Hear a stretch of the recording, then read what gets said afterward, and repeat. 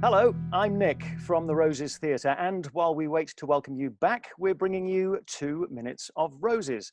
And today, my guest is the most articulate, eloquent, and elegant actor, writer, and director I've ever met.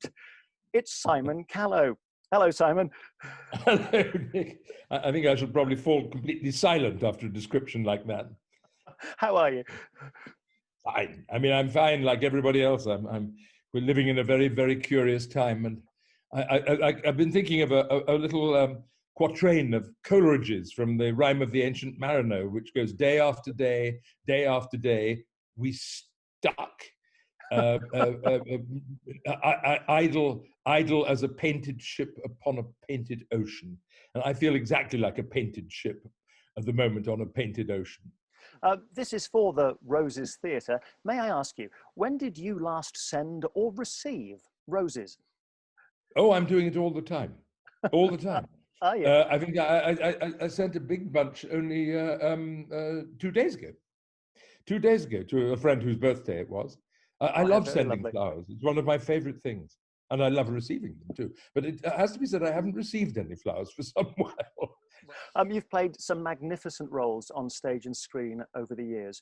Tell me, do you have a favourite out of Faust, Mozart, Pozzo, and Tom Chance? They're all right up there in my list of favourites. Pozzo is one of the hardest parts that I've ever played, and I think it's always very hard for whoever plays it. But there's something elementally wonderful about the writing. It's simply incredible that that was Samuel Beckett's first play.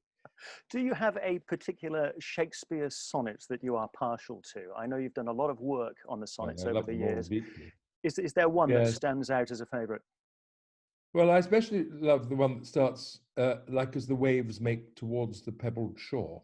It's one of the very many of the poems are about time, of the sonnets are about time.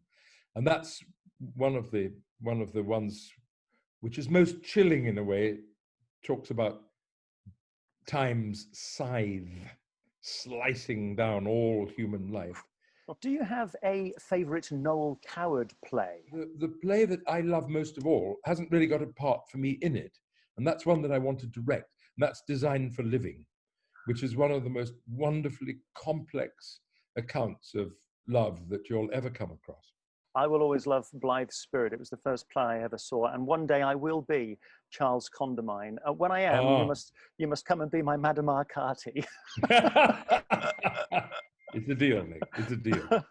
Lastly, in Shakespeare in Love, you played Mr. Tilney, the master of the revels, who famously closed down all the theatres.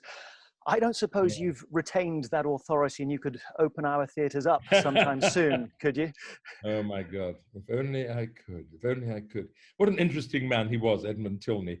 Amazing. He was a sort of failed playwright. And so he was the censor of plays, of course. And so the copies of plays that are submitted to him are full of his suggestions as to how it might be better done, how the plot would be better, how the character would be more interesting. That's his mark on history. How about that?